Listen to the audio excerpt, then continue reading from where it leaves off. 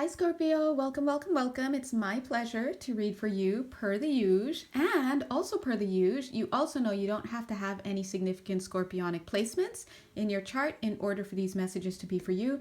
And you don't have to be watching the video at the time that it's published for the messages to be for you. If it resonates, then yay, then chances are there's something in there for you. If it doesn't resonate, I would invite you to take a step back, live a few hours, live a few days, come back, watch the video and see whether the messages that were contained are resonating with you now. Sometimes it's simply just that the energies have not made themselves physical enough in your environment for your conscious mind to recognize them when they're being said, okay? If you'd like to work more personally with me, you know exactly where to find me. Just think, click my Etsy page and there I will be. All right.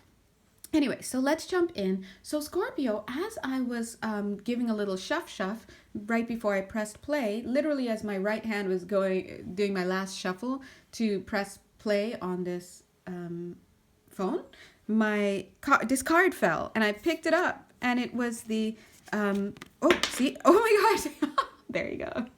It is the Three of Swords heartbreak card, but it came out in the reverse. See, it's all like fumbly. So let's take a look. I also want to say that energetically speaking, I was feeling a really futuristic energy mixed in there. Now, whenever I usually feel a futuristic energy, it gives me mad Aquarius vibes. Like I was really feeling aqua vibes there. So some of you may actually have Aquarian, interesting that this word is coming out, Aquarian templates. I've never used that word in relation to an astrological sign, but as you guys know, when I'm reading, cold reading here. So we're going with what comes through and we're just going to add it to our canon and say, that's interesting.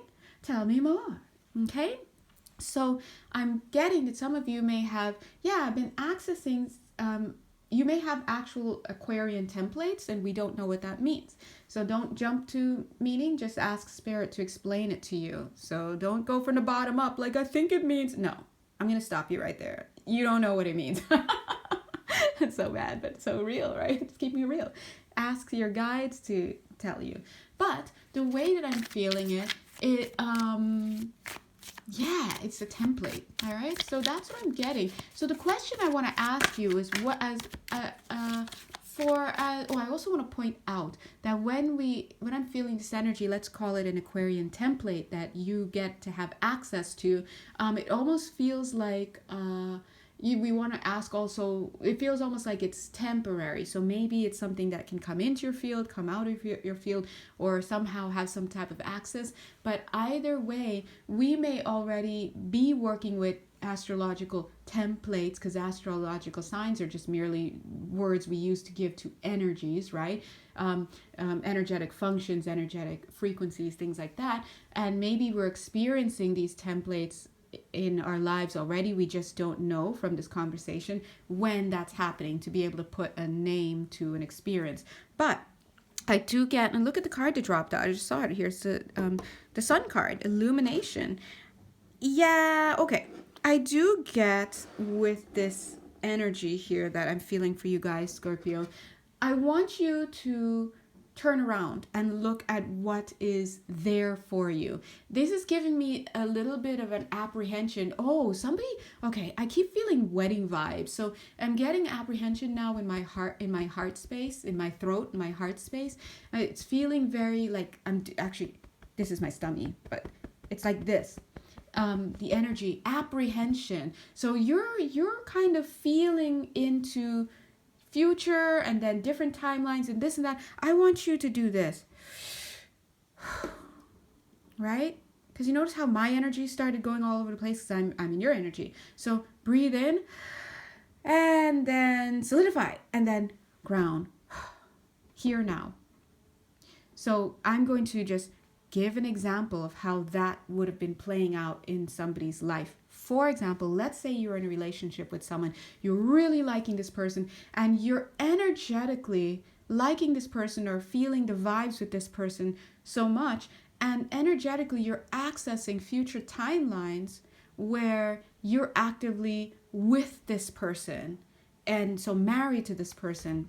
But the thing is, I want to tell you that you're not accessing a pure timeline in a sense, or potential, because I'm seeing your past learning or conditioning or traumas getting in the way. All right. So in a sense, I kind of want to take my hand and do this and separate the two. Or on this side would be the past. Past marriages and past lifetimes, for example, even maybe with the same soul or spirit or whatever in past lifetimes, or just something else is going on in your life. There's confusion here. So I would say you need to do a little healing work, shadow work. Just saying, Etsy. Right? You know, we do shadow work big time on my channel, right? There's energy here that needs to be cleaned up, because when you're pulling in, look how the energy wants to kind of come in alignment with this. When you're pulling in this future timeline where it's really arising, it's actually arising because you are a vibrational match to it. It's like, wow, I feel myself like I can be married to this person, right? Now, when, let's say you're saying, I feel like I could be married to this person, all of a sudden, all the timelines, look at all these different timelines that align with you being married to this person, arising from your desire, your vibrational match on some level. Even if it's 5 years out, 6 years out, your vibrational match, now you're on one of these timelines. These timelines are coming into solidification for you as possibilities. The more you feed and more you really continue through your choice and your inner choice and your actions that you take to gravitate towards these, they become even more solid from possibility into probability. And then it's a matter of choosing from among these different timelines where you're married to this person, right? So this is why it's very important to keep our minds, our spirits, our bodies, all of that as clear as possible, our intentions as clear as possible, because all we're doing is calling into solidification timelines that align with what we want, and we push them back into dissolution, into less, still possible, but less probable, when we feed it with fears, when we allow our stuff to come in. So if this sounds like you, whoever you are, it doesn't have to be the example of marriage, although marriage is coming up. If this sounds like you, something that you're going through, I'm going to let you know, as your friendly local healer, hi, that you're having a distortion in your field. You're calling in something that you like, but your past is coming in to muddy that up. And I would like to separate the two. I mean, I'm not like, I want to do it. No, I mean, I would like to say to separate the two. I encourage you to separate the two because, and I feel like I'm trying to do that here when I'm doing it, separate the two so that you can move forward, right? I just saw a black cat. That may mean something for somebody. Super cute. I saw a cute black cat. I mean, it's in my mind's eye. I didn't see one just run across my screen. It's in my mind's eye. I'm seeing it. So if you end up seeing an image or an actual black cat or an image of a black cat soon, I want you to realize, sorry, I hope that didn't annoy anybody. I don't care. But I want you to think that we're going back to this moment, like, oh, what Jay's saying is true. Like, I gotta do some healing work. I really like these energies. Not that stuff, the future ones. I'm feeling good. I'm feeling in your future, like age 65, you'll be very happy you made this decision to walk down the aisle. Whoever this is, it's personal reading for you. But energetically speaking, it's a universal dynamic for everybody else. For some of you, it may not be about romance. It could be about your job. It could be about some other types of connections in your life, right? Banking for somebody, I'm getting. Laundromat for somebody, or laundry for somebody. So anyway, you guys are super sweet. They're your varieties, like cute little chocolates, right? But anyway, so I like this energy, and because this energy, and I see that you're moving forward with real delight. You're really, really feeling good about this and feeling very strong and stable. So let's talk about that. You may be like, oh, I'm ready. Of course I've got what do you call it? Cold feet or whatever. Log jam. Interesting, that word's coming up. But I want you to know, sorry, I'm just getting some other information right now at the same time. I want you to know that you may say, oh, this is only about, it's only about 60% of me, but I'm still going to get married. But I'd like you to know that more healthy cold feet should be about 40%, and really as you move forward, it should be decreasing. It's just as you release your fears and you talk through it, you work through it, you do your shadow work, do your due diligence. And I think that you may be misinterpreting the amount. You're thinking the amount is minimal, but actually this interference of your past is actually quite large. 60% is not good. It's overpowering the desire that your conscious mind is trying to do. And anytime you have energies that are working against the things that you say you desire, right? When you have energies at the subconscious level that are outweighing the positive energies in your subconscious, or the positive energies in your conscious mind intentions, then you start to pull in timelines and create that are not going to give you what it is that you like, right? You're pulling in possible timelines and making them more probable in a way that aligns with your dominant vibrations. So think about that for a second. 11 minutes, 11 seconds. All right. So what I would like to say for you, because I'm seeing some denial here, little Scorpers, I would like to say, see how there's this cute little baby, and that's you. And look at you looking this way, super excited. But I want you to turn around safely on that horse. Turn the whole horse around and look at the illumination. What is the illumination? The illumination is to look at, bam, what's coming from your past. Because right now the denial is that there's nothing back there. I'm not upset. I'm not sad. There's no grief. There's no nothing. I'm good. But actually, bump it up. You may be good now, but what if something happens? Because maybe you and this person, for example, using this example, but remember, it could be anything, you guys, in any area of your life.